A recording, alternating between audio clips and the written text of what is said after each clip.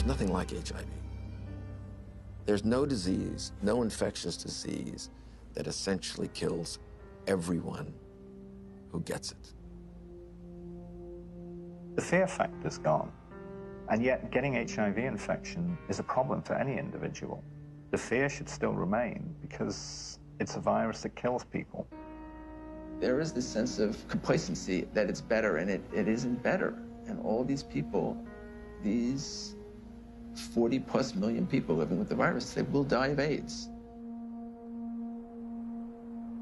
Over the past 3 decades, humanity has rallied together for the AIDS cause.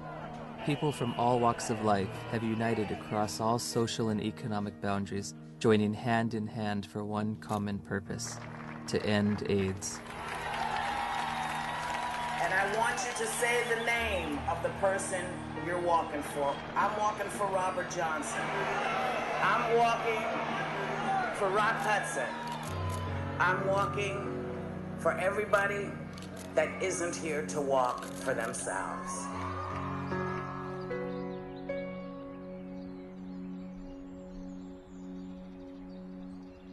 The statistics are growing, all except for one.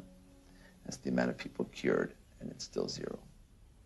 In theory, we could cure AIDS on a piece of paper. Maybe someday it'll come. I can't say when. Despite all the major progress we have in chemotherapy of those patients, none of these patients got rid of the virus. I don't think the pharmaceutical industry is very interested or invested in a cure. You know, I don't mean to be too cynical, but the reality, I think, is that, you know, the situation they've got now, which is lifetime treatment with expensive drugs, that kind of suits them pretty well. A cure is going to require some very tricky and sophisticated molecular biology, and I frankly don't see it happening. Ever? Ever.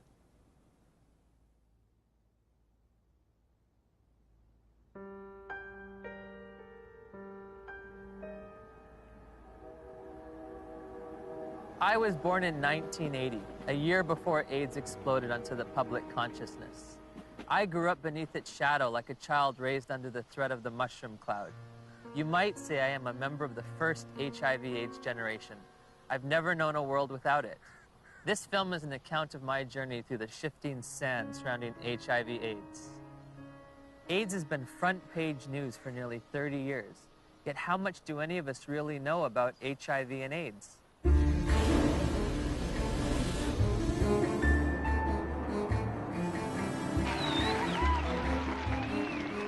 What is the difference between HIV and AIDS? I don't know exactly. HIV is wow. HIV 是它的病毒，那 AIDS 是那个病，所以两种是完全不一样的东西。It's the same AIDS thing. is the actual disease. It's the same I don't thing. know really. I don't know the difference. I know HIV is less deadly. Pour moi, il y en a pas forcément. Enfin, c'est vrai que j'établis pas de différence entre les deux. What would you say is the difference between HIV and AIDS? It's not a big difference, is it? HIV/AIDS is just the starting point. HIV is a virus. The actual virus is AIDS. People around the globe were just as confused as I was. So I sought out the world's leading HIV/AIDS authorities, among whom were the discoverers of HIV, the key White House advisor on AIDS issues, and the executive director of UNAIDS' global response to the epidemic. Meeting with these distinguished experts, I candidly asked, what is the difference between HIV and AIDS?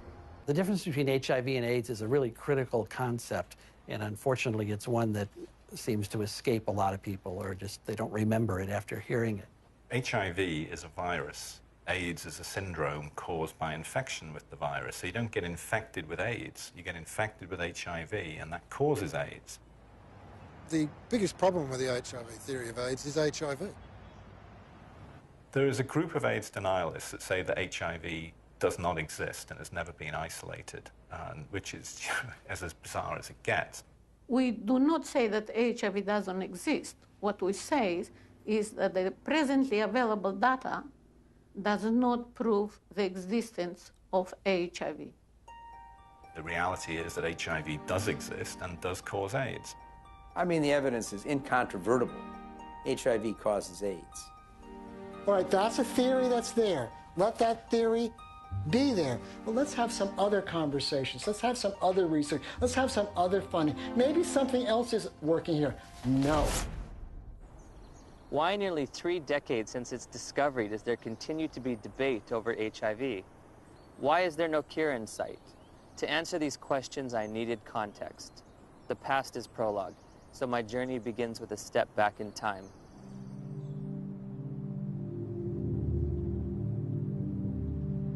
The National Center for Disease Control is reporting more cases of 2 rare and deadly diseases found in homosexual men. There is no apparent explanation for the outbreak. Obviously, this is an issue with great emotional fervor, but... How can we stay unemotional when people are dying every day from a disease the CDC has yet to name? For crying out loud, if the CDC won't name it, at least demand the press stop calling it GRID. Well, unfortunately, I have to take credit for coining the term GRID, which stood for gay-related immune deficiency. We were seeing a cluster of gay men who were suddenly critically ill of pneumocystis pneumonia, which was the indicator disease of something new, and reported our findings to the CDC. I was the chief of the STD division at the CDC at that time, when the draft report of 5 cases of pneumocystis in gay men came across my desk for review. Shortly afterward, cases of a very rare cancer called Kaposi sarcoma were diagnosed in young gay men. My first reaction was, this is an extraordinarily important finding. The CDC was looking for something like that when it came along. They were looking for it already. They were hoping there was going to be a new plague because polio was over. The CDC's budget was getting decreased. This is back in like the early 80s. There was double-digit inflation, a very high unemployment, a rapid military buildup, and a threat to decrease all domestic programs. And this led to reductions in force in the Public Health Service, particularly the CDC. The Center of Disease Control, CDC, in Atlanta was under threat for reduction and even theoretically for closure. There were memos around the CDC says, we need to find a new plague. For them to justify their expenses and their existence and make their careers, they have to find infectious diseases. We need to find something that'll scare the American people so they will only give us more money. Once people recognized that this was likely caused by a virus, the media attention went from no news coverage to the most covered news story in history. People went from neglecting it to fear and panic. Maybe I can get it. All of a sudden, AIDS was a very fundable project, and I suppose the psychology they worked on was the fact that they thought, well, in Congress, essentially this is white, straight, heterosexual men who are the congressmen, and if they feel they can't fuck around without being worried about AIDS, they're going to let the dollars out. And it worked. Suddenly there was a lot of money available for anybody who wanted to study HIV. And nobody ever looked back and said, why do we want to study HIV? Bob Gallo said on television, causes AIDS. The evidence shows that this disease is not merely confined to the gay community. I motion to call the disease Acquired Immune Deficiency Syndrome, AIDS. In 1982, Dr. Harry Haverkos was one of the Centers for Disease Control's epidemiologists tasked with defining AIDS. AIDS refers to a syndrome, and its definition changes periodically. AIDS is a chronic disease. It's based on its immunodeficiency.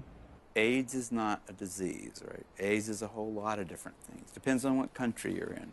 When your CD4 count falls below a certain arbitrary level, by definition, you have AIDS. You know, when someone's count goes down and then goes back up again, it's, politically they may still have AIDS. Medically, I don't think they do. If you develop any of a number of opportunistic infections or diseases, that puts you in the category of AIDS.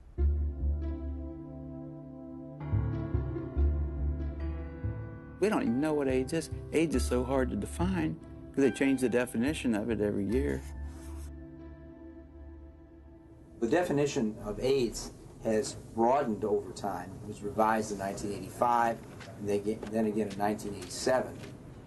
The changes in the definition have been political. Every time they change the definition, the numbers go up. The definition has changed many times. The biggest change was probably in 1993, which they then, added the CD4 count and HIV, and, so you could not even be ill, but if you had a CD4 count consistently below 200, you now had AIDS. A closer look at the Centers for Disease Control's documents reveals that AIDS numbers actually declined in 1993, but a retroactive definition change increased the estimates by more than 100%. The more diseases they could lump into this AIDS syndrome, S stands for syndrome, the better the chances are they get patients under that umbrella, the more patients they could catch. As time goes along, definitions get used for a variety of issues, and some of those are not based solely on scientific decisions, but politics and capitalism and reimbursement comes into play. For example, a person with hepatitis C, even say here in San Francisco, if you've got hepatitis C and only hepatitis C, you're shit out of luck.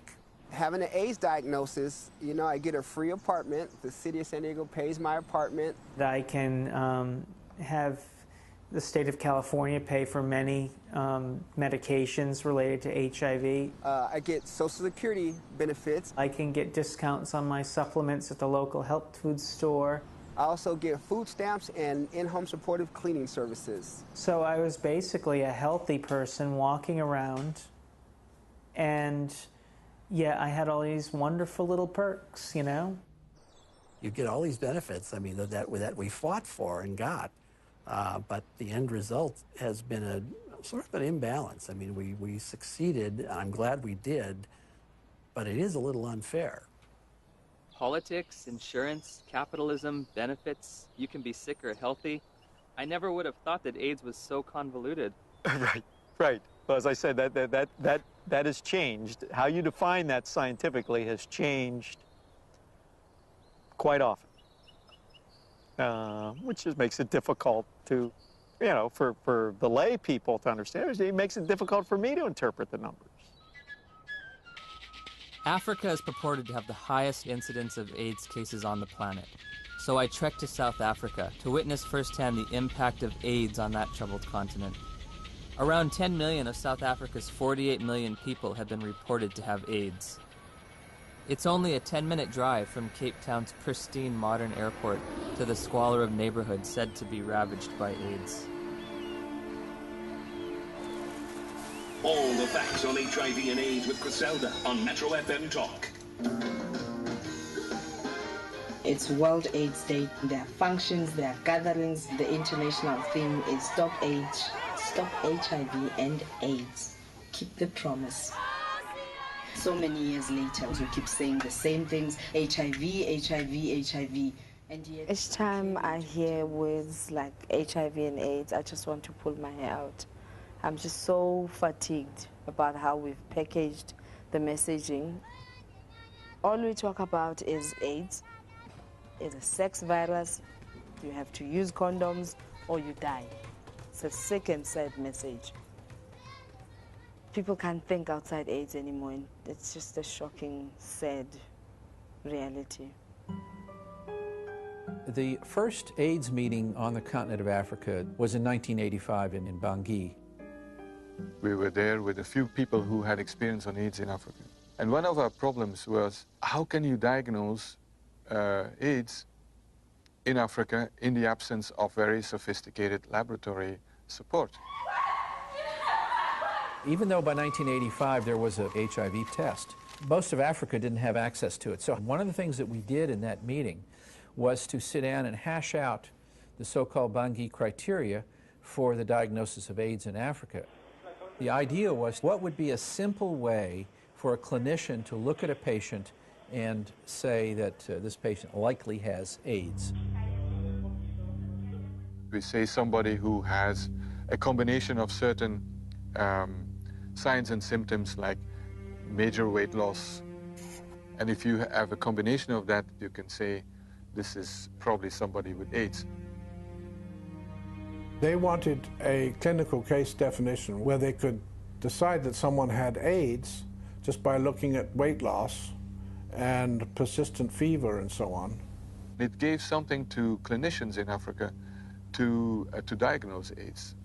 And that helped in the overall effort to count cases, because we needed to know what was the impact of the epidemic. They could discover AIDS all over Africa at that point. They could say that we are all at risk, but they could say it's spreading around the world. They could say it affects women as much as men, because almost anyone in an African hospital could be diagnosed with AIDS without having to do the HIV test at all. Whole nations have been led to believe that, in some instances, that they've got large percentages of their population infected and doomed because of this supposed sexually transmitted virus. It's such a tragedy. Daniel, a lot of people here is very sick and is very dying. What kind of sickness do you see around here? It's HIV/AIDS. What is AIDS? We don't know. We don't know. So here you're living in a mud hut, and here's some kind of white men with doctors who you respect, and they tell you that there is now among you an invisible disease, and it gets into your blood and can stay there unseen for years, and when it manifests itself, it's going to manifest itself in the forms of diseases you've always known. Maybe if you look skinny, if you lost weight, maybe they'll simply say hey, you have AIDS, or you're coughing a lot, maybe. They'll say you have the disease. This cannot help but create extraordinary paranoia in people's minds. They say, well, what is going on with us?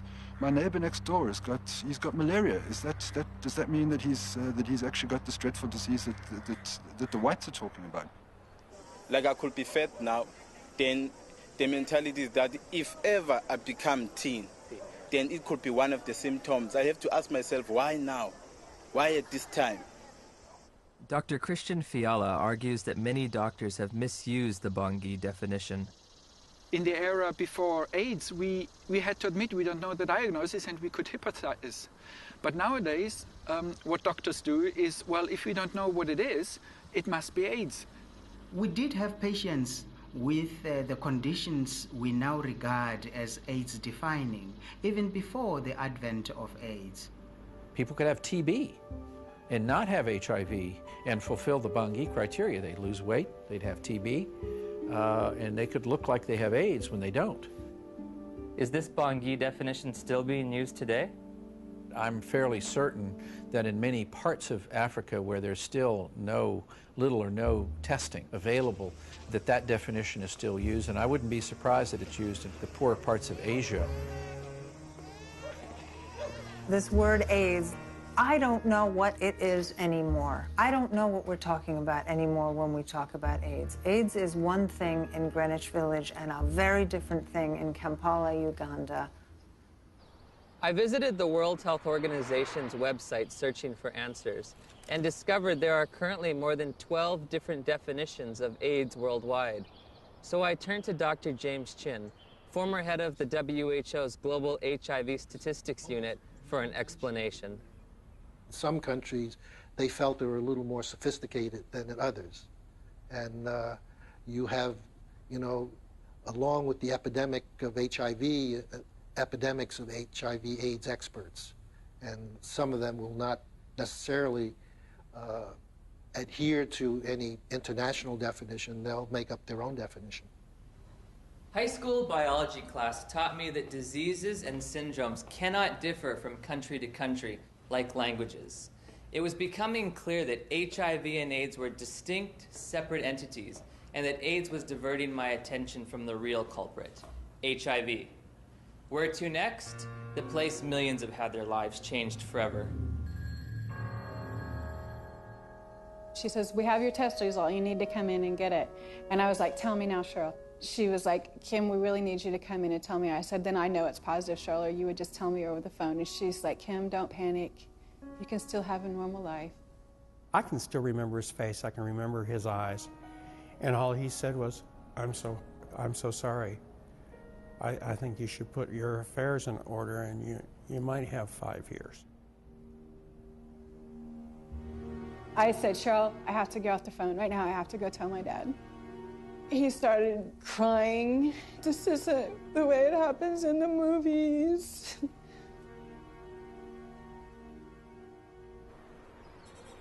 It's 7 a.m. here in Johannesburg, South Africa, and I'm a little nervous because I'm about to go in for my first HIV test. Have you ever gone in for an HIV test? No. No. No. No. No. Yes, I have actually, a few years ago. Were you nervous, apprehensive? I was very frightened. The nearest testing center wasn't in a hospital or in a doctor's office, but on the main concourse of a bustling train station, beneath a few portable tents. HIV testing facilities are everywhere, from street corner kiosks to shopping malls. I'll be tested with a rapid test, which looks for antibodies to HIV. So, have you ever tested for HIV before? No. You said no. Never. It's the first time. First time. Wow. Is this your questionnaire? Yes. Okay. These tests claim to be HIV tests. I'm going to read from a section that says limitations of the tests. The specificity of the Reveal Rapid HIV Antibody Test for blood specimens in low-risk populations has not been evaluated. They don't know, in their terms even, how well this test is going to work in people they don't want it to work in, low risk. We don't think you're at risk. Tell me about your sex life. My sex life? Us? Okay, since you haven't exposed yourself, lied, sex, you're not homosexual, you're gay, you know your story. Yes. Let's go and find out.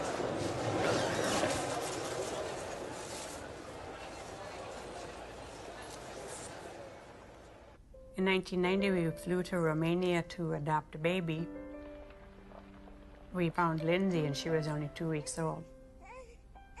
I can still remember that feeling, just holding Lindsay for the first time, thinking, now my dream is going to come true. I'll have one of those children. Before we left Romania, we had to make sure that she didn't have HIV. We had to find a doctor, and he did the test, and it came back negative. We flew home just after Christmas, 1990, and I thought we had it made. So I'm going to do a test, which comprises of 2 test kits. These 2 test kits are from 2 different countries. Why you are putting them being 2, you want them to confirm each other. Can they be 2 different outcomes? Then this one is a determiner, which is going to give us the final results.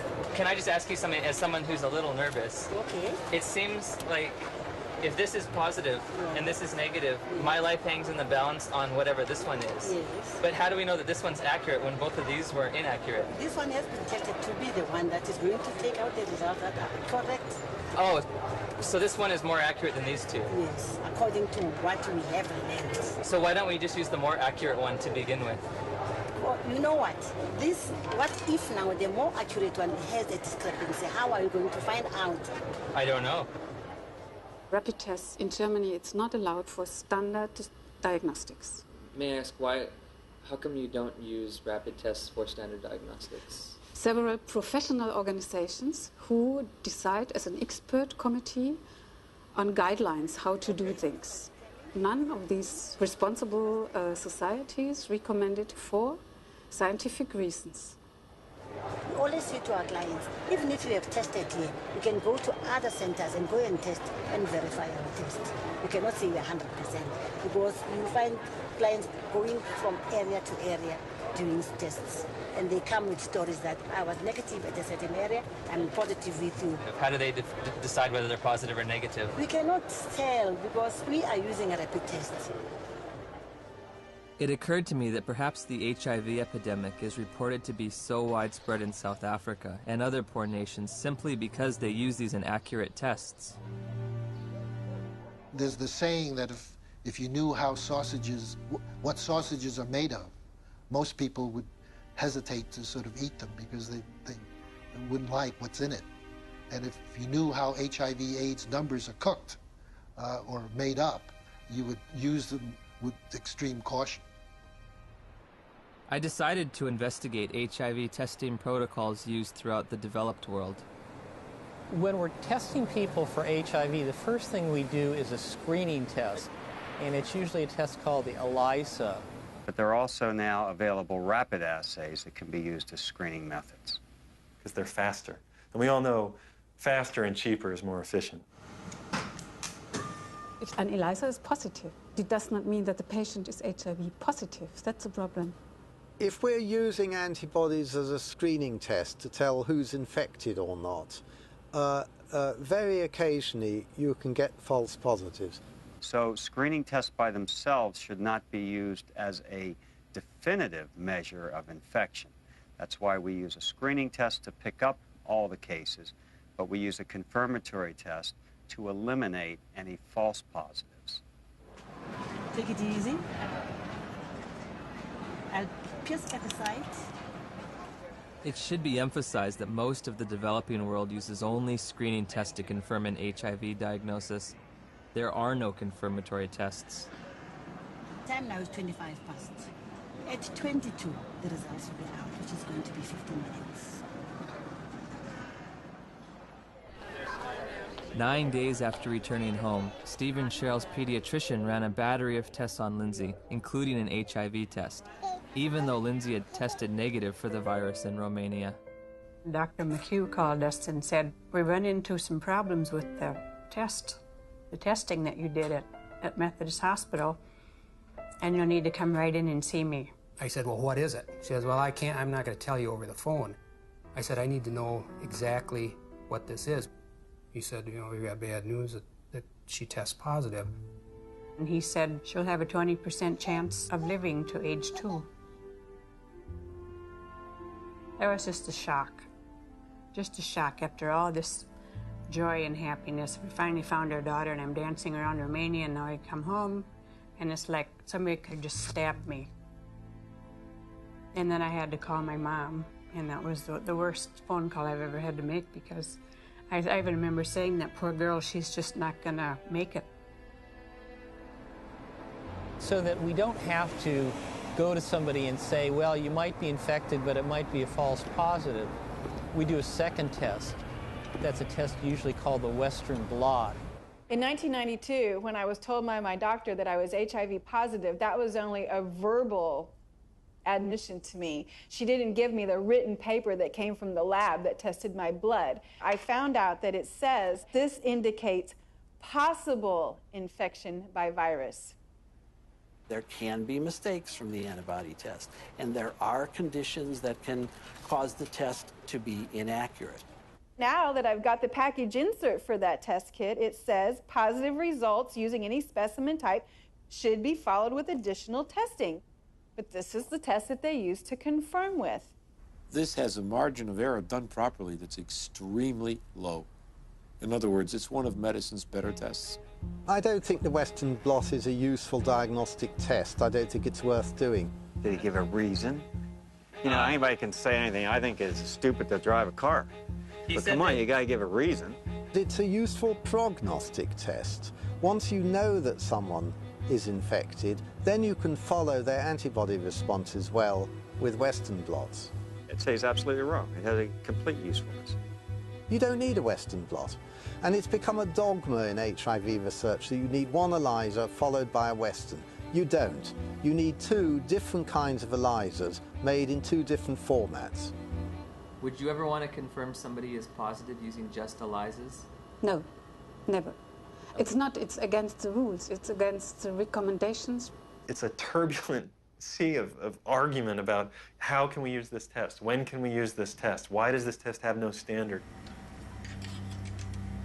We have a group now of about 40 patients that have no detectable virus. in their body, but they're not being treated. So the first question is, are they really infected? So the Western blots can have false positives? No, the Western blot was negative too. But they were told they were positive by a lab, yes, that misread the Western blot. Heavyweight champion Tommy Morrison tested positive in 1996. 11 years later, in 2007, he tested negative multiple times, allowing him to return to the ring. There's constant discussion in the community of people who do diagnostic testing and the blood bankers about how to read these tests. When you're looking at this Western blot, how do you determine what is a positive? You need a certain number of bands being present. It depends a little bit on the producer of the test. It depends on the manufacturer. Is there different criteria for what might be a positive? Yeah, there are different criteria from the manufacturer. Thank you for the word. And also there are guidelines from the WHO and UNAIDS. Well, HIV infection is diagnosed with rather now routine laboratory tests, which for which there are criteria for diagnosis established by the manufacturer, FDA. Claudia showed me the package insert that comes with the Western blot. It contains 8 different sets of criteria for diagnosing HIV infection. Because of the different criteria that apply in different countries, you can test HIV positive in one country and be given an AIDS diagnosis as a result of that, whereas in another country you won't test HIV positive and you won't be given an AIDS diagnosis. It's ludicrous that you can be positive in one country and not positive in another. Theoretically, I could be diagnosed with AIDS in the United States, but if I take 3 steps to my right, I wouldn't be diagnosed with AIDS, or I would lose my AIDS diagnosis when I cross the border. In 1992, I was encouraged by a doctor to take what's called an HIV test as a matter of social responsibility. And I was shocked and devastated and horrified when the results came back positive. It was one of those moments that everyone fears their whole life. A week later, I take the same test to an AIDS specialist. He looks and says, "This isn't a positive test. I don't know what this test means." Since a false positive looks like a true positive, how can you ever distinguish whether it's truly a positive or a negative? Well, that's a great question. It's going to be very hard to determine a false positive. So I take the test again, and this time my results come back marked from the lab indeterminate. I'm faced with the decision, do I want to wait 6 weeks to test again or do it right away? I opted for right away. My results that time come back positive. Took it again, came back negative. I took it again, positive. What happens if you're positive on one criteria but negative on another manufacturer's criteria? How do you decide who's infected and who's not? You will use the most sensitive criterion. In late December of 2007, I read about new legislation passed in New Jersey calling for the mandatory testing of pregnant women or newborn infants should the mother's status be unknown. HIV mandatory testing, to me, is a no-brainer. I'm very much opposed to the concept of mandatory testing of any population because the tests are scientifically shown to be unreliable and inaccurate. You have no reason to fear this bill. And my hope is that eventually this will become a federal law so that every woman in this country would be tested. But HIV testing isn't an absolutely precise science. When I confronted my doctor about that, she said, we're way past Western blot now. We have the viral load test. But when you get the package insert for the viral load test, it says, if you test positive, you are considered confirmed infected with HIV. But at the bottom of the page, in fine print, it states a person should have additional testing. It does not allow you to tell a single person on this planet that they are HIV positive. And it's a scandal that this test continues to be used. So again, I'm asking, where's the test? Where's the test that can confirm a diagnosis of HIV infection? And I can't find one. I have the package insert from the manufacturer which they supplied me with. And under limitations of the test, it states that risk factors should be used in conjunction with the test. Has a person had sex? Have they used drugs? Have they had a blood transfusion? And then in conjunction with the test, not the test alone, but with the test, then you decide whether the person is positive or negative. Do the answers to these questions help aid in the diagnosis? Oh, of course they did. Really? They do. Now, if I tell you that the test you took was lousy and didn't mean a thing, does that make any difference for everybody to hear? You make a difference for me. Yeah, I know. How can we say that HIV is the cause of AIDS when we don't know, based on current tests, whether or not anybody diagnosed positive actually has HIV? President Thabo Mbeki will officially open the AIDS conference tonight. Delegates here are hoping he will finally separate himself from the AIDS denialists. We remain convinced of the need for us better to understand what would constitute a comprehensive response in a context such as ours, which is characterized by high levels of poverty and disease. As I listened and heard the whole story told about our own country, it seemed to me that we could not blame everything on a single virus. I thought this man must be an idiot. Everyone in Africa is dying of AIDS. I know this because I read the New York Times. It's beyond doubt. Rion Milan was hired by Rolling Stone to investigate and debunk President Mbeki's misguided ideas. Where to begin? The numbers. My very first action, I opened Johannesburg's Yellow Pages. I thought that I could illustrate this with a scene that began in a coffin factory in Johannesburg, where workers are working overtime trying to create caskets for these mountains of people who are dying of this condition. And I discover that in the midst of what UNAIDS says is a plague, is that half of the coffin factories in Johannesburg have gone bankrupt. In South Africa alone, it's about 1,000 people dying every day from AIDS. If you're an advocacy agency and you perceive low numbers to be bad, your bias may be to accept higher numbers, even if they're not scientifically sound. I know Jim Chin quite well, and I was the chairman of the steering committee on epidemiology of the global program on AIDS in WHO, when Jim Chin was in charge of epidemiologic estimates. And we could never get information how the WHO estimates were made then. So we were very critical in these days because we felt it was not based on enough evidence. It's possible that he didn't read the materials we sent him, or he didn't understand them, but we did send information to anybody that wanted to know about the estimates, because they were pretty transparent. In an attempt to get to the bottom of the statistics debate, I've come to Geneva, Switzerland to look at the World Health Organization's official numbers. And what we found, there are no numbers, only assumptions and estimates. How are the monies divvied out to states for AIDS prevention or AIDS treatment?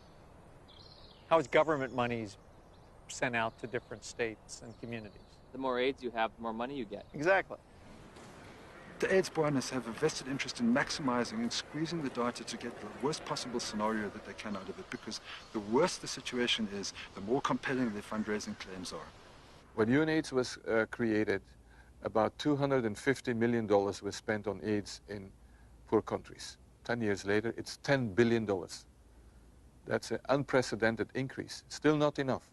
When that was created, the first thing Peter Piot said was that UNAIDS is an advocacy agency, pure and simple. And this was my first objective when I came into this job, and that was put it on the political agenda. He divested himself of all of the program aspects and the scientific aspects of AIDS. This is not a scientific issue. This is a matter of politics. Except one unit. He kept sort of the numbers unit. we are really doing a major disservice to say it is not as bad as it looks like, because actually it is much worse. 1 month after my interview with Dr. Piatt, the Indian government slashed their estimates by nearly 60%. Shortly thereafter, UNAIDS acknowledged they'd been overestimating global HIV statistics for more than a decade. They've painted themselves into a corner, and now their house of numbers is falling apart. America is leading the fight against disease, and I call on you to double our initial commitment to fighting HIV/AIDS by approving an additional $30 billion over the next 5 years.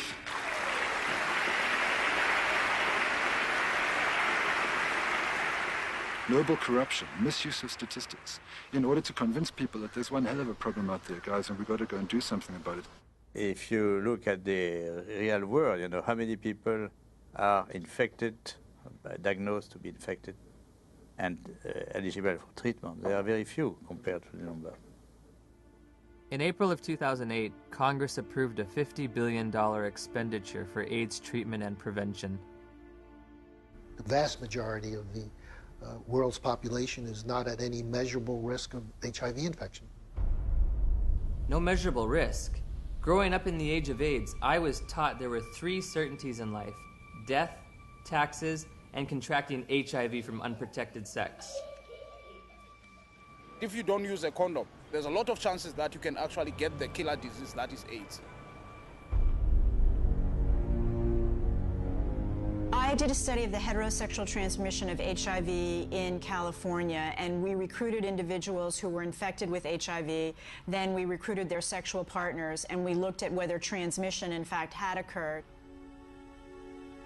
Padian runs a study. It's a 10-year study with the world's most virulent, terrifying sexually... I mean, this thing jumps, excuse me, off of penises into vaginas miles away. How many of them do you think, after 10 years, with the world's most terrifying, virulent, sexually transmitted disease, came up positive? Nobody. Nobody. Nobody who was negative came up positive. 0. I think HIV is more difficult to transmit than than a lot of, probably most other sexually transmitted diseases. I mean, I think that's pretty widely known. If I were to have unprotected sex with somebody who is HIV positive, how many acts would I have to engage in before I got the virus? Just one. I think one would be enough. First act? One is enough. Remarkably, HIV is a difficult infection to transmit. This contradicts everything I was ever taught about the sexual transmission of HIV. AIDS is the best example of what's really scary and alarming and dangerous about our culture right now, which is that it's a culture of PR. It's a public relations phenomenon. The truth doesn't matter.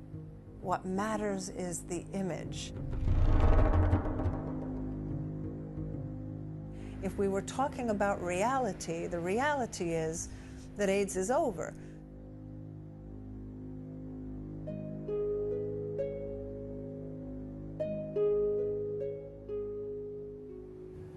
Somebody decided in the early 80s that there's this infection called HIV.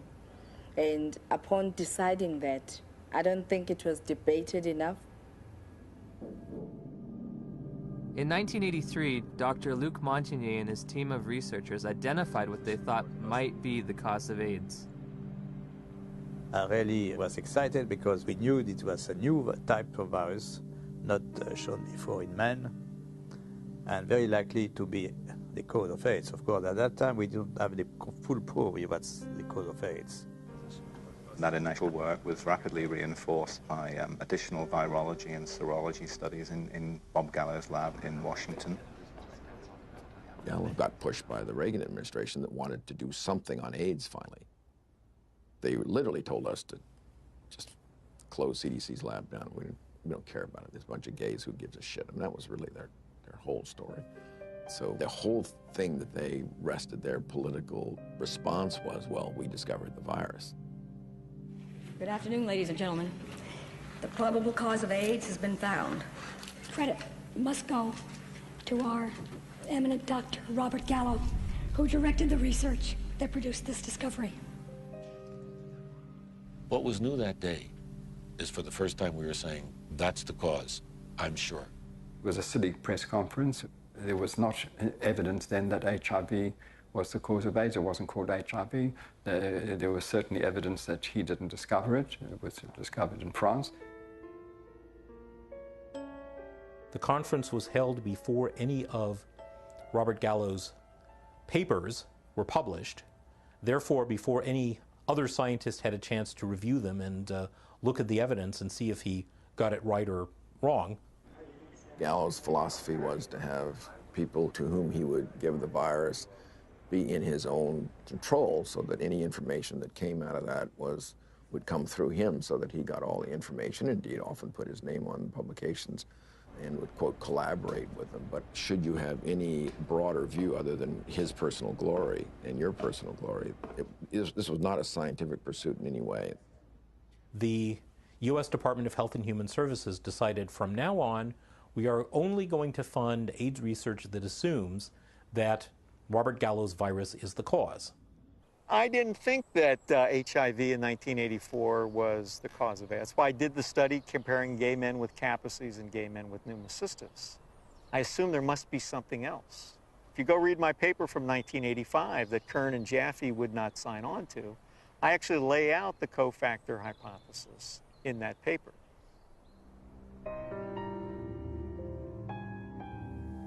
I'm a promoter of the role of cofactors in AIDS. Well, cofactors just says that the cause of a disease is by more than one factor.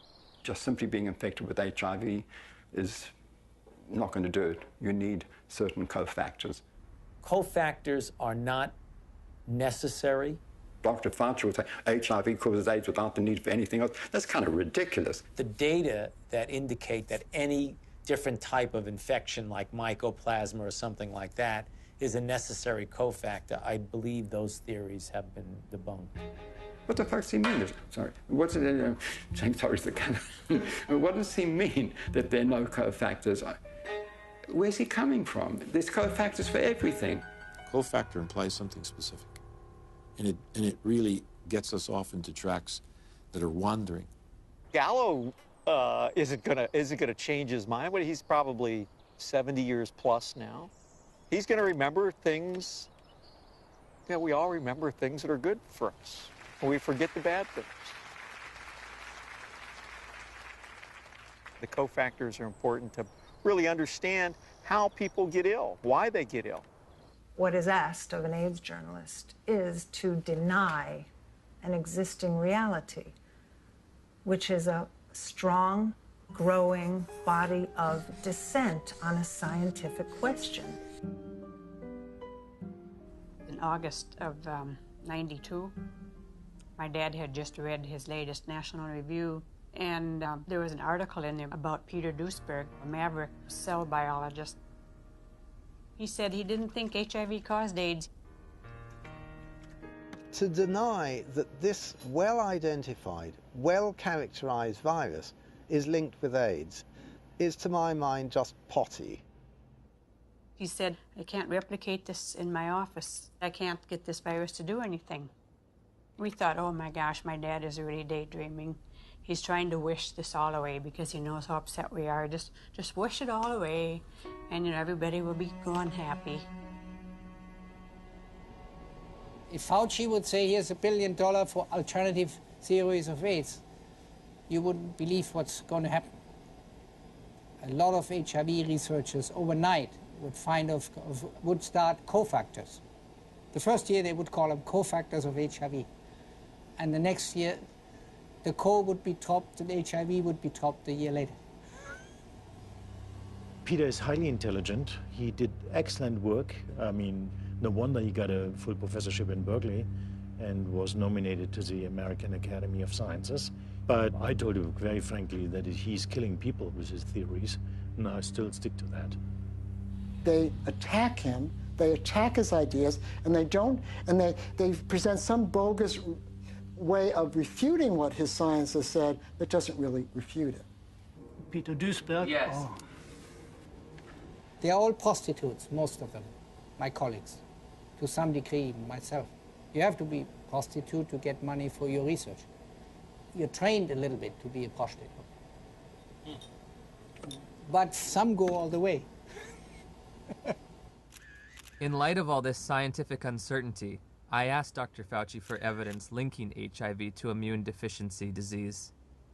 When you put the combined findings of the initial characterization as a distinct retrovirus isolated by Montagnier and his group, together with Gallo linking the virus to being the cause of AIDS, and they put those things together, and that's how we have a confirmation of the causative agent of AIDS, namely HIV. Still unclear about the evidence for HIV's existence, I decided the best way to verify it would be to actually see it. I asked Dr. Hans Gelderblum, a world-renowned electron microscopist, if he thought there was any reason to question Dr. Montagnier's published images. I've seen these publications, stamp-sized images. It's a nuisance. It's a nuisance. You do not really see much. When we saw that photo, we said, suggestive, but not convincing. Dr. Gallo, 1 year later, published photographs he claimed to be of HIV. Were his any better? These pictures were not so impressive. They were not much better than Montagnier's images. It's one thing to look like, and another thing is to be a virus. In 2002, I stumbled across an article by Valander Turner and Andrew McIntyre of the Perth Group in Australia, and it questioned whether there's ever even been found a virus. I became consumed with researching this. I could read from morning till night every day, and every link to another link, and I would email to these people and say, where's the test? I want to know. Am I dying? Am I contagious? And they weren't even very kind. They were just like, read our articles again. How many times do we have to tell you there's no test? It is crucial to understand that an AIDS diagnosis is forever. It cannot be reversed or alleviated. The stigma attached to people knowing that you have it and are living with it is worse than actually living with it. I can't think of anybody who's ever been evicted from their apartment because they had breast cancer or because they had cerebral palsy. I did a campaign to address stigma. The message is that if anyone is infected, we are all affected. Some have it medically, some have it socially, some have it culturally. And at the end of the day, if it exists anywhere, it exists everywhere. We don't all have AIDS. And once you start bullshitting, it's a problem. You know, we don't all have AIDS. We all have to be sympathetic to AIDS. And yes, there's all kinds of people who get HIV infection. But you know, we don't need to make, in my view, non-truths, you know, or just to have a slogan or a symbol. We all have AIDS. No, we don't all have AIDS. But my message is you do have it, whether you want to accept it or not. Are you medically susceptible? Maybe not. But are you socially vulnerable? Yes. In June of 2007, the BBC featured a news story which began, HIV infection theory challenged. Living cells are complicated, and how they work inside the body is even more complicated. So there's still a lot of debate as to how exactly HIV causes AIDS. In March of 2008, the Washington Post went on to state that multiple surprises have reminded researchers how much they still don't know about HIV's biology. HIV has got to get inside the circulation of the body, and it does that in ways that are not completely understood.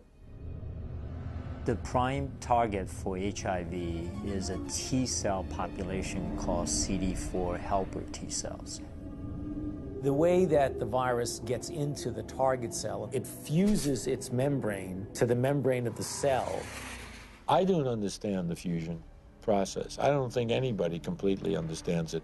We have a relatively poor understanding of how viral proteins interact with proteins in the cell. How come our antibodies aren't able to keep HIV in check? It's an excellent question. That's one of the great stumbling blocks. They can't prove that HIV is the cause of AIDS, okay? They cannot prove that HIV is the cause of the collapse of the immune system, no matter how many scientific journals says it is. When you go to the basic research, it doesn't prove it. We are almost convinced that there is other factors that are involved in the loss of CD4 cells, and we don't know yet all the mechanisms. How HIV depletes the T cells so an individual advances to AIDS is probably due to multifactorial elements. One is it will kill the cell eventually that it infects.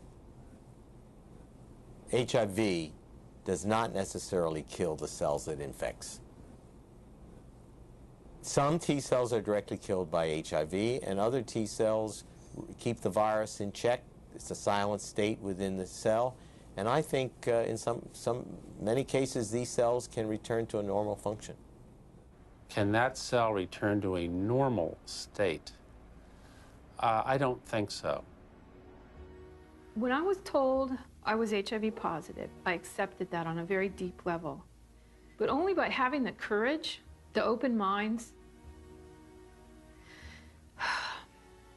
and the open hearts to answer these questions are we ever going to know how to help people, how to do what we need to do to help people. In late 2007, Science Daily reported that 3 prominent research teams had published papers in the Journal of Immunology challenging the theory that the sudden loss of T cells triggers disease and AIDS. The details of HIV pathogenesis, how HIV kills people, are still being worked out. If the sudden loss of T cells in HIV-positive individuals can't explain why people get disease, then there must be cofactors that cause people to get sick and die, or factors that have absolutely nothing to do with HIV. While researching HIV hotspots, I began to realize there is a direct correlation in these places with another condition that leads to immune deficiency and death.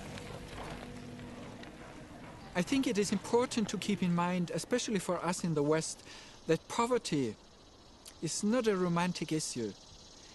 It is a deadly issue. Poverty leads to diseases and premature death, period. When you look at the symptoms that they talk about, for people that are HIV positive, you find that some of them, they are more related to malnutrition.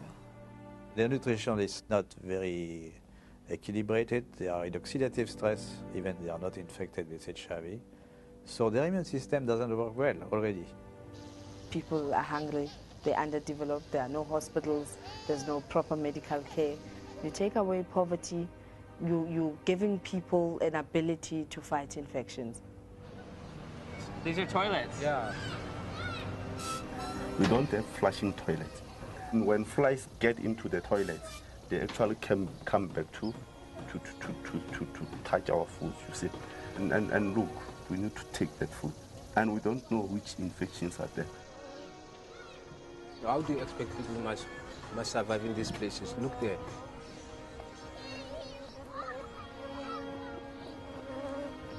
How many white people they are staying in this house like this one? In Cape Town is different. You go to suburbs, you see the suburbs is different from our places.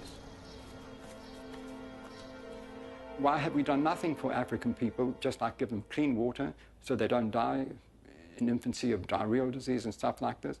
All we care about is HIV, AIDS. Well, question. Well, there's money in it. There has to be, other dynamic working to lead public interest to the African situation and ignore clean water, sanitation, malaria. I mean, things that kill people.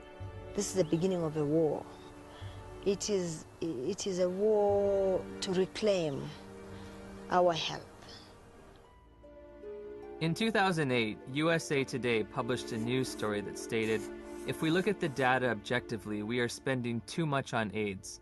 About $10 billion a year is spent on AIDS, while 2 billion people live with no sanitation. 1 billion lack access to clean water. And malnutrition kills someone every 10 seconds. These factors enable diseases to thrive and severely weaken the immune system of those living in such squalor. If we were to take all that money and put it towards developing poor countries, God would be so proud of us, indeed, because we would have taken away the major challenge that's facing humankind, and that is people dying in silence. It's slow, painful deaths from being scared of something that was just packaged as AIDS. Could it be that the real epidemic is extreme poverty, not HIV? On the other hand, HIV allegedly occurs in the United States as well. So I looked for alternative causes of immunodeficiency in this wealthiest of nations. There are other ways you could produce a condition that looks like AIDS, but they too will be some source that causes a severe defect in the immune response. 19 million Americans now, 19 million are taking illicit drugs every day. But we don't talk about this. This is politically incorrect. There have been a number of theories as to what the origin of HIV/AIDS is. One of them was a theory that certainly turned out to be completely incorrect, that it's a lifestyle phenomenon. There's a large epidemic of STDs in general in the late 70s, and particularly in gay men. In San Francisco, New York, Los Angeles were meccas of the new lifestyle, which came from the liberation in the post-Stonewall era. The more partners you could have, the more you were striking a blow for gay lib. I remember talking to one of the people who was at the forefront of that lifestyle. It very much felt like if he did have another bout of syphilis or gonorrhea, whatever it might be, that it was like a notch, a victory notched up for his right to exist as a gay man. I went on a vacation to Los Angeles, and it wasn't that wild, but one night I went to a bathhouse. I came home with, get this, at the same time, syphilis, gonorrhea, and 2 forms of parasites. I have no views about that, you know, in a judgmental kind of sense, but certainly from a public health point of view, that's kind of a prescription for disaster, because AIDS first occurred in these men who were not healthy for reasons that were obvious to everyone.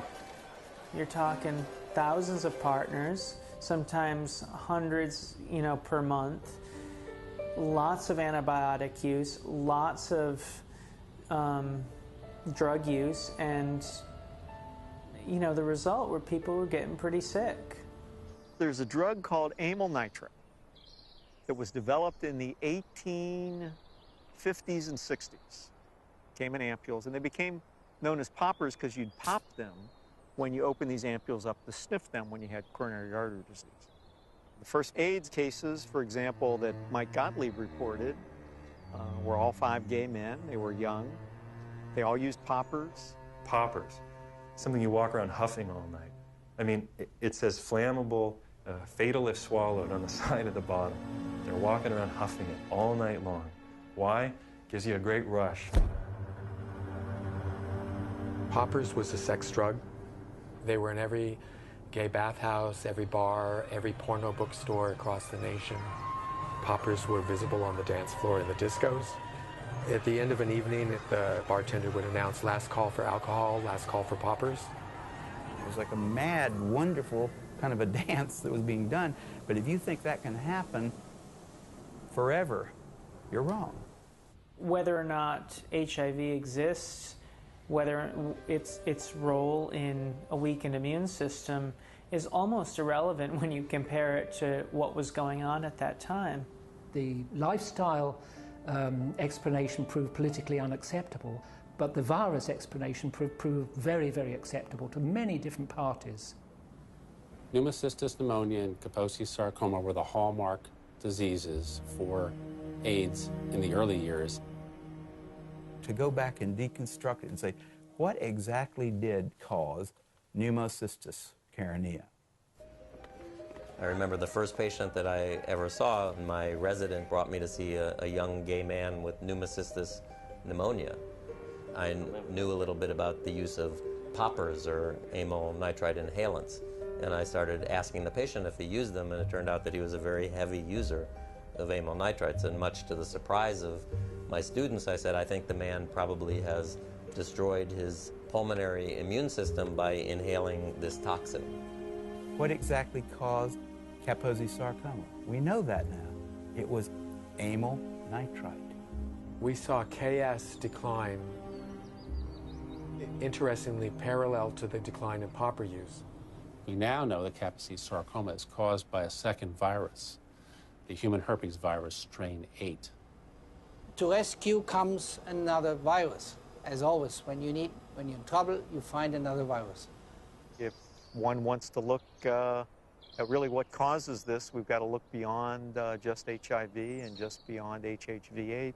Calling it a disease, see? And to give it that name, AIDS.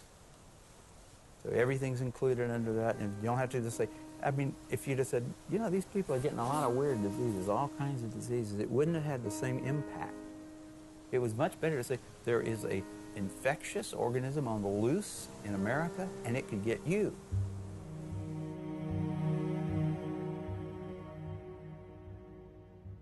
I had interviewed the world's leading HIV experts and discovered that the two benchmark diseases of AIDS have alternate explanations.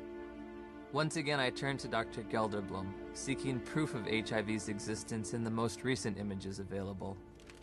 Here, you do not see anything about the details, but I would say it's probably a virus. These are HIV here? Yeah. Oh, so are these HIV too? Yeah. Everything's Probably. Probably. Yeah. What can I tell you? You know, I mean, it exists. Gallo said he had all these viruses, and it was a lie. I think HIV totally has turned out not to be the cause of AIDS. HIV has turned out not to be. Gelderblum's images, said to come from isolated HIV cultures, provided no proof for HIV's existence. So I asked Nobel laureate Dr. David Baltimore and Dr. Robin Weiss how they would isolate and photograph this elusive virus. Well, didn't Dr. Gallo do that? I mean, he actually isolated it, so... Yeah. I mean, why should I do all of this? This is all textbook stuff you're asking me. I'm not quite sure what's behind your question about isolation. I don't want to be your textbook, you know? Okay. I got other things to do. They're embarrassed. The scientists have been embarrassed about this. They know that it's flawed. In 1987, the CDC made two mind-boggling changes in the definition of AIDS, which are in effect today. You can be diagnosed with AIDS without ever having an HIV test. In 1987, I had a lesion on my arm, and it was KS, Kaposi sarcoma. The doctor diagnosed you with AIDS without an HIV test? Yeah. You can be diagnosed with AIDS if you've tested negative for HIV. Alvin Friedman Keene found 16 patients with Kaposi sarcoma among gay men in New York City in the 80s. They did not have HIV infection. Yet they had AIDS by our definition, right? In a World Health Organization publication, Dr. Chin writes, "It should be emphasized that the surveillance definitions for AIDS were not intended to be reliable indicators of HIV infection." If you have thousands of documented cases of AIDS without HIV, how can HIV cause AIDS? Why do you believe that HIV does cause AIDS? Because that's all the information that I've been given. Because we've never been taught anything different. We have read it, heard it. Because that's what the scientific community has told us. Scientists are supposed to observe, experiment, and reason from what they observe. They're not supposed to grab hold of an idea and cling to it and adjust everything else in their perceptions to fit that idea. I think an HIV positive test means that your life is forever changed. You have a whole new battery of things to consider for yourself. What does it mean to me? It's very hard to find anyone who supports you when you say, I don't think I'm going to die of HIV or AIDS. The typical model of HIV equals AIDS equals death. How invested am I going to be in that model? Everyone who's infected with HIV would like to deny it. I mean, it's a bad prognosis. It means you're going to take drugs for the rest of your life, et cetera, et cetera. So there's people who want to say, I'm one of the people who tested positive, but I'm not going to get the disease. Do I start treatment? Treatment meaning the antiviral drugs, if ever. We started taking Lindsay to a doctor at the Children's Medical Clinic. She gave us a prescription for Retrovir syrup, which is AZT. It was so important for us to get something to help our baby that we sat on the floor in the pharmacy and gave her first dose. Shortly after Lindsay began AZT treatment, side effects began to emerge. Her eating habits changed quite a bit. She didn't eat well. She was hard to handle at the table. And then the leg cramps started.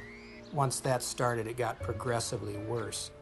She would just grab him and go, ow, you know, screaming in the middle of the night. Just like it was it wasn't an ache, it was like, must have been sharp pains. It just made you feel sick to your stomach. Any drug active on HIV will be toxic because it's not 100% specific on the HIV enzymes. When we switched over to the university, then the dosage of AZT went up, and that's where she started flattening out on her growth chart.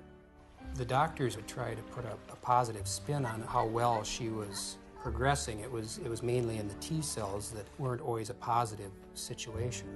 Yeah, the T cell count would go down, and then the doctors would say, well, maybe we better raise that AZT dosage, get that T cell count back up. We were going, I think it's kind of making her sick because she doesn't want to eat. She's having leg cramps. And they'd say, well, it's the HIV, and that's what it does. It's all part of the package. The treatment causes a very similar condition we would expect from an AIDS patient. That's why nobody noticed that there was something wrong with the treatment. I remember in 1992, after I first tested positive, I became involved in an organization called Women at Risk.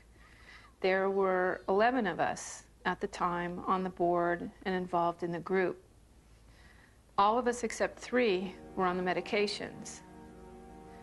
In the year and a half that I was involved with Women at Risk, every single woman in that organization on the drugs died. Every single one, except the 3 of us who weren't taking them.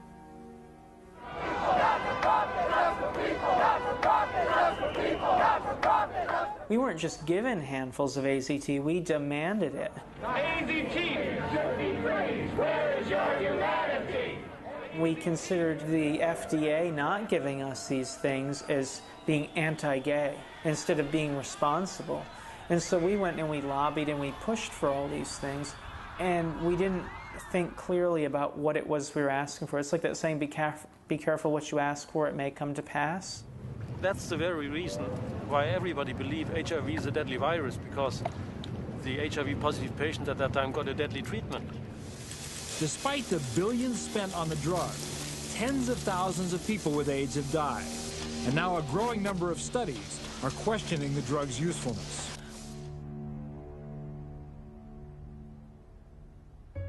We just decided between ourselves in November to write to Peter Duesberg and say, sorry to bother you.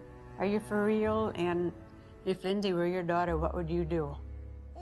On November 11th, we got a big package, and he said, you must take your daughter off AZT immediately or she will die from it like Kimberly Bogalis. That is AIDS by prescription. You get immunodeficiency and you die from the tox. That is AIDS by prescription. When AZT became widely available in 1985 and 1986, I cautioned my patients not to jump on the bandwagon and start being treated. I didn't want to see my community poisoned by an ineffective therapy. I think in retrospect, the dose that we started with AZT was a dangerous and poorly tolerated dose. Nobody wants to realize what was the real effect of this overtreatment. That means that we killed a whole generation of AIDS patients.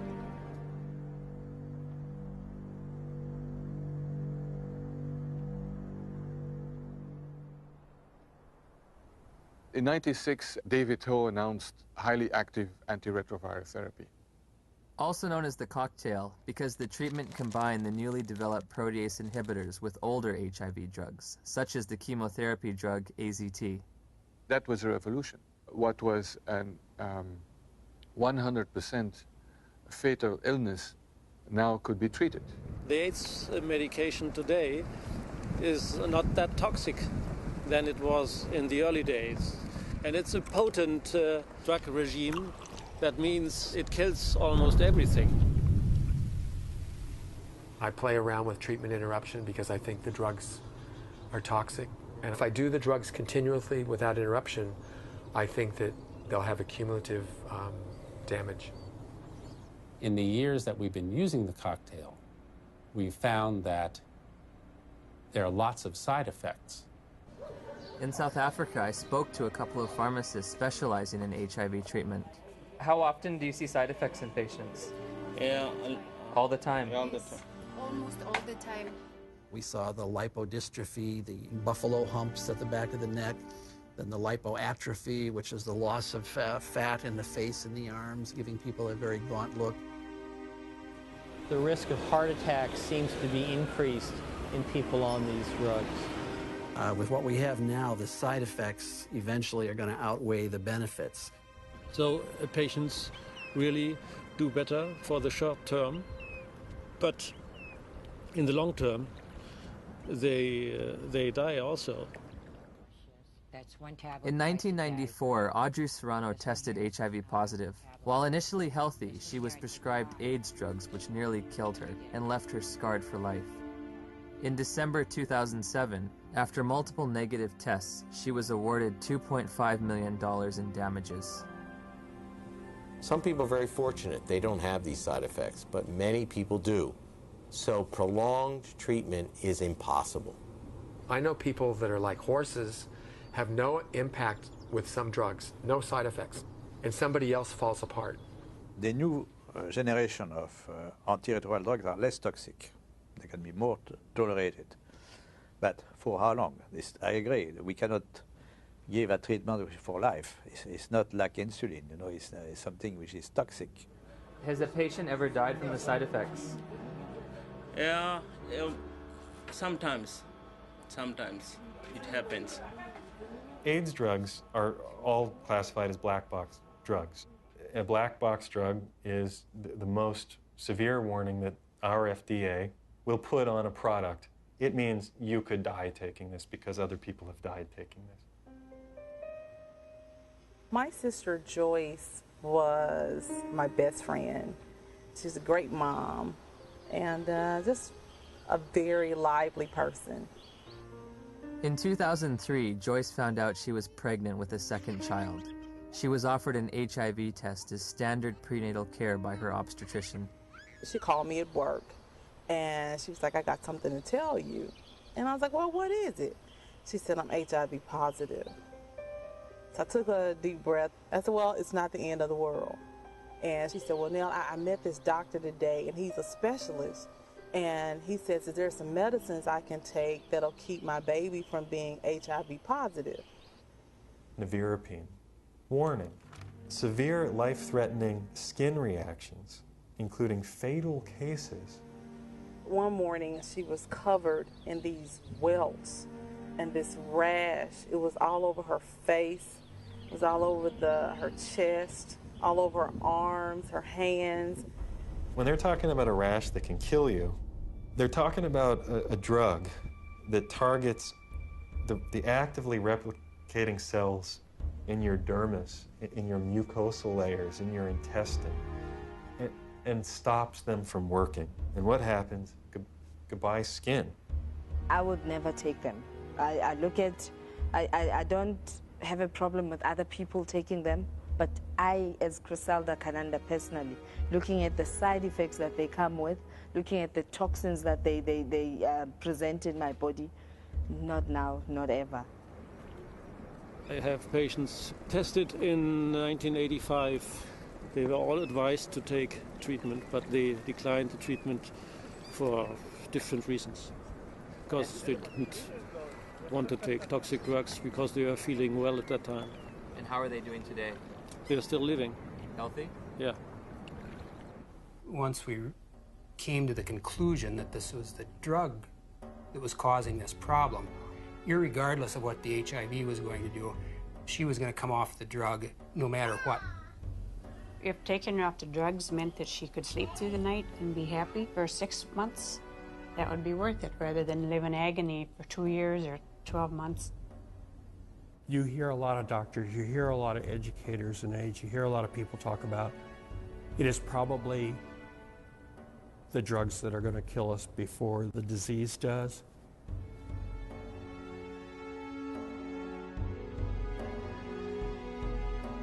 What are the drugs doing to the bodies? They're putting the bodies into coffins. Before my sister started taking the drugs, she was healthy. After she started the drugs, she developed an allergic reaction, which made her look like a patient with full-blown AIDS. She was admitted to the hospital. She continued to spiral down.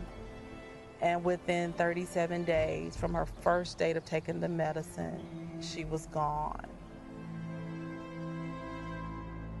When news of Joyce's death reached the NIH, emails were exchanged between the director of the AIDS division and an ethics and safety officer. Ed, there was fulminant liver failure resulting in the death on this trial last week. Ouch. Not much we can do about dumb docs. They're cynical enough to introduce drugs that they know will have toxic effects and will carry a certain mortality, and they know that the life of the drug before this mortality becomes too obvious to ignore is, say, 2 or 3 years, and they work out what the sales are going to be in those 2 or 3 years, and then they know they're going to have to reduce the dose. Joyce has 2 sons. Jamal he's in his senior year of high school this year. Sterling will be 4 years old. And in my mind, they were robbed of their mother. If someone's going to be giving me a diagnosis of certain death in 5 to 7 years, I want scientific proof. This isn't a religion. My interest in questioning and breaking in exploring does HIV cause AIDS is an instinct to liberate people from a death sentence that isn't theirs to carry. After we took Lindsay off AZT, her weight did go up. Within a couple of days, the leg cramps went away. And her physical body seemed to be doing pretty well, but it was like she was disturbed. She was agitated very easily. Her lifespan changed all the time after she got to be 2 years old, and then she'd only live to be 5. When she got to be a little older, then they said, oh, she might live to be 7. Yep. But definitely wouldn't live into double digits, and that's just was our life then. Although Lindsay was on AZT for 22 months, she made a full recovery from the pernicious side effects. Lindsay will be 19 in October of 2009. Because it's been surrounded from day one